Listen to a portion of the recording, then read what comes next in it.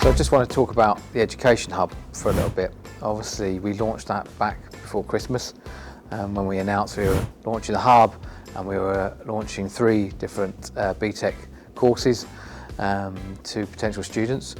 We're now moving on further down the road with that, and on Tuesday we had a number of head teachers and careers advisors from schools across a number of different boroughs, and the idea was to sort of introduce that to them and to introduce the facility, introduce the courses and what we were looking to do here from an education perspective, so that they'll be able to go back and offer that as an option to their students. Obviously they'll have a whole thousands of students are going to be thinking in their final year at secondary school about what they're going to do next, what they're going to do after their GCSEs, and obviously we're offering, a BTEC as the next stage for some people, and it's an exciting learning environment to come into and an inspiring one to learn. So we think we've got a really fantastic and unique opportunity here with education, and you could be learning in a room such as this. So it's very exciting, and we're really pleased to be moving ahead, and the feedback we had from those schools was that it's a really exciting and interesting offer. So we hope we'll get quite a lot of students who will show interest. I'm Fiona, I'm the Community Development Manager here at the AFC Wimbledon Foundation, and I'm here tonight at our football session, which is a free session that we offer to children living locally on the estates next door to the stadium. This is just one of the many sessions that we offer on this pitch. We offer sessions to older people, 60-plus-year-olds who want to play some walking football. We have fitness sessions for slightly younger people that want to get their activity levels up. And we also offer sessions inside in the stadium, for example, our active ageing session for 80-plus-year-olds and those who might be suffering from early onset dementia. And they come along, they take part in a quiz, they do some gentle exercise, and they have a bit of a social session, and it gets them out of their house and interacting, which they've not been able to do since the COVID pandemic hit. One session that we are really excited about at the moment is our refugee and asylum seeker football session in partnership with Caras, a local charity.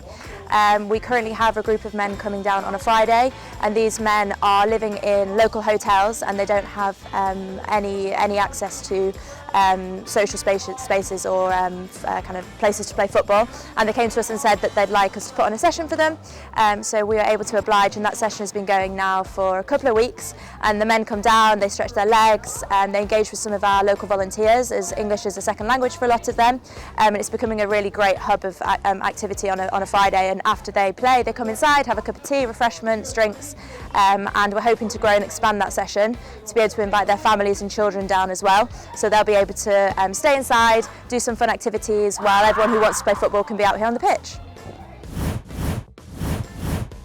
Hi, I'm Bao, the Revenue and Operations Manager. I'm here just to speak to you about some of the changes we've made to your match day experience. The latest is our brand new fast lanes that we brought in, like this one here, where we've used some innovative new technology in working with Swipe Station, so you can reduce your queuing time, especially at half time. And it's been great to see so many of you download the app. We had, on our first game, we sold 500 extra pints via the Swipe Station units, and we're hoping for a lot more. Imagine getting a pint in 6 seconds. Well, that's soon something we're going to be trialling in the Speedway bar in the South London Mover Stand, where we'll have some brand new fast pouring taps coming soon. We've also been working on all the different food options in the fan zone, and for the Sunderland game we brought in Bodines, which hopefully some of you might have sampled. So we're here to celebrate 20 years of the Dons Trust, and to tell us more about it, founder member Chris Stewart. It's 20 years since we first launched the Dons Trust back in 2002, and sitting here celebrating that with people who were there on the night, people who were on stage on the night, and people who were in the audience, but also people who've picked up since then, as we've made this astonishing journey back here to Plough Lane to Wimbledon in this fantastic stadium that we've all come together and made over that time. So when we set up the Dons Trust 20 years ago, we didn't know exactly what it was going to be. We wanted to have a bit of a say in our football club. We didn't realise that a few months later we'd actually have to reform our football club from effectively nothing after it had been stolen away from us. So that ability to come together in a legally set up organisation that can own things and do things and sell and buy being able to do that together as that collective enterprise means that that's what launched us really onto this thing. So all the extraordinary things we've done, including this extraordinary stadium and the extraordinary fact of getting back in the league and getting promoted into the 3rd division and all of that, that's all yet one more extraordinary thing on top of making that organisation, that collective organisation together 20 years ago. And finally, you may notice that I'm in the 9 Years TV studio, where our guys have been reporting pre and post match from every game over the last few games.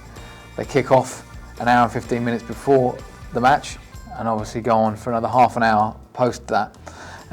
It's a really fantastic service. The guys behind the 9 Years podcast have been leading this, obviously bringing in fans. The fans are the real stars of the show, and obviously they're making their way down into the fan zones with a live TV to really pick up the atmosphere. So it's been a really exciting new project that we've been able to launch here. I've wanted to have them involved for some time because I think they can really enhance the club's communications, and they really are doing that. So yeah, it's really great to have them on board, and absolutely, if you get the chance, even if during the match you're not able to watch it, you can always go onto YouTube and watch the show afterwards, and yeah, it's a fantastic watch.